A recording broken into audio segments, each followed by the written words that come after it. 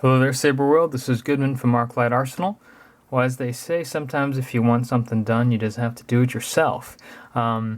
This is the latest saber off of my workbench. I'm sure many of you already recognize this saber here on the bottom. This is the EFX Master Orgus Din lightsaber. They built an unknown limited quantity of these for BioWare employees after the release of the Old Republic video game. A great saber, I think. Once I saw it, I thought the wood, the engraving, the shroud, already made it stand out, unique, aesthetically as a wonderful saber.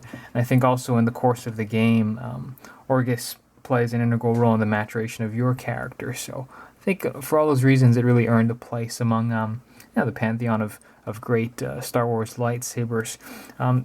Given its greatness, I think it deserves the electronic treatment, and by that I mean what I consider the world's best soundboard, which is the Plector Labs Crystal Focus version 6. The current version of firmware as of this video is version 6.5. It also is compatible with the color extender. For those not familiar with that tech, go to plectorlabs.com at the link in the description, and you can check out Earth. His work is genius, I think.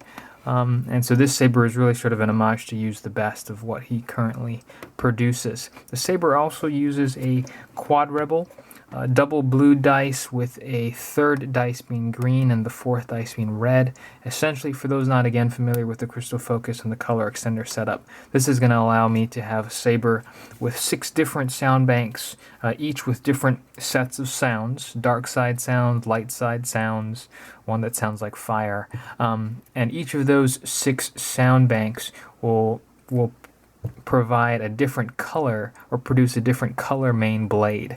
And whenever you strike it or trigger a blaster block, for example, the clash flash or flash on clash will be a different color. I'm sure most of you watching this video already know that, but just in case there are a few noobs.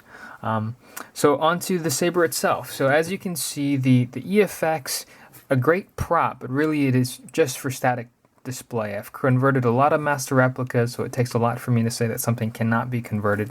This unfortunately is one of those sabers where you could stick a blade in it and some sort of battery solution with an LED and a speaker. It really would not be duelable. You'd have to rebuild essentially from this point all the way up to here, because this is a multi-part threaded assembly. The one that I got was actually rattly already, and it's just sitting here. So that's says something for the mass production side of things. So if you're going to rebuild the front half, you might as well do the whole thing, and that's what my rationale was behind this saber. This saber is essentially a 1-1 replica. A couple of changes. Obviously, I need to finish machining the pommel to match the EFX one here. I need to tint the switches blue and amber. This is the main, and this is the auxiliary button, by the way. And then just an aesthetic decision, I decided to go with a 1-inch blade holder on my saber, whereas the EFX to scale would be better suited to a 7/8. Nothing wrong with the 7/8 blade for those wondering, but for me, because the Quad Rebel was already 1 inch in diameter anyway, and the optics are very large for it, I opted for a 1 inch. So not really, as you can tell, a big difference visually. It's just 1/8 of an inch. But the saber again is designed to unless you put a spec on it and start measuring to the 100th, it's a perfect replica. You'll notice that I recreated the switches. Everything on the inside was also matched. The EFX, however, had just an acrylic tube on the inside for its crystal, which is boring. And so I put a real crystal in mine.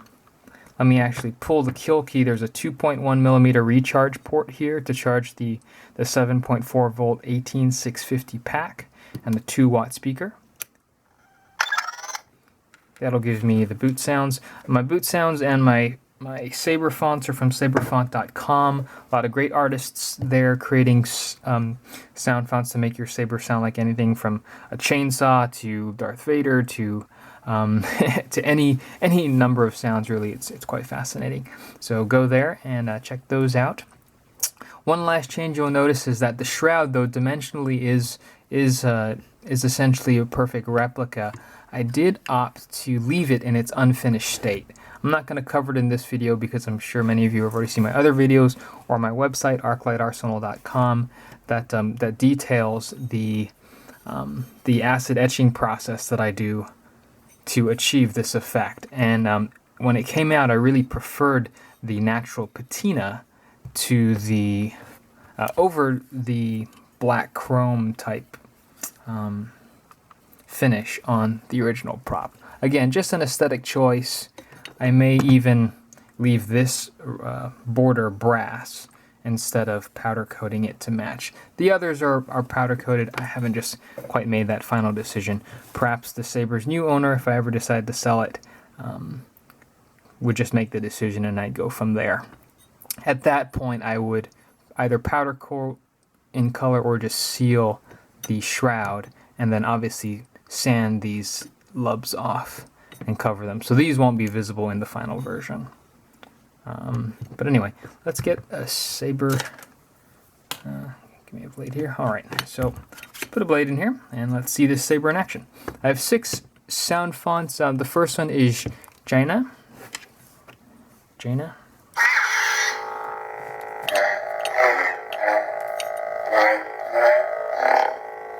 That is a blue blade with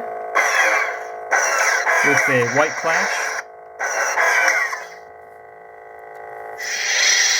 Notice the auxiliary button and the is here, and I'll be pressing that to scroll through these menus.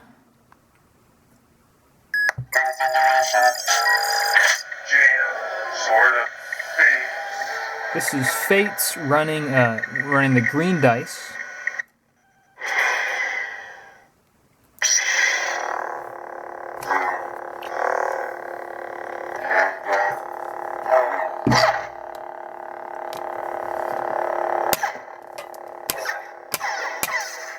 This has a faint yellow clash flash.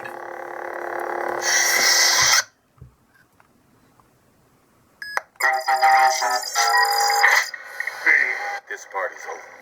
All right, so this is Shatterpoint by Madcal. This party's over. There we go. Sorry, I have to cycle through the menu again. Now, on screen this looks blue, but check out the pictures on the website. In real life, this is a great purple with a yellow clash flash. I love that purple. This party's over. Episode 4. Episode 4. I want to say this is orange. Yeah, this is orange. And this is a very brilliant blue flash. The color contrast to the naked eye makes a great strobe effect.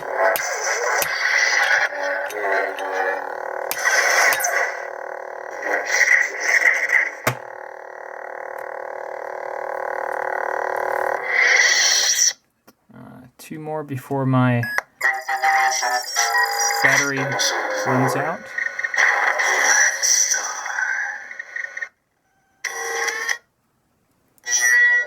So this is Res Blade by Novastar. Sounds great.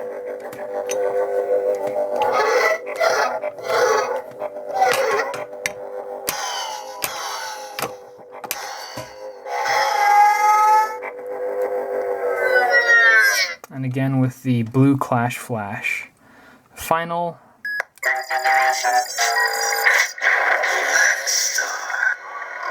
It's Korriban. And this is orange.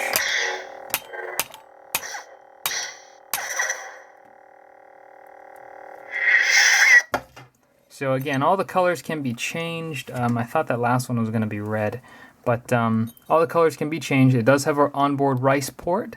Look that up if you don't already know what that is. Basically, you plug the saber in to your laptop, and you can program all the colors in real time. So that's the saber. And my video is right about to run out. So thanks for watching. Again, check out the website, check out plectrolabs.com, all the links below.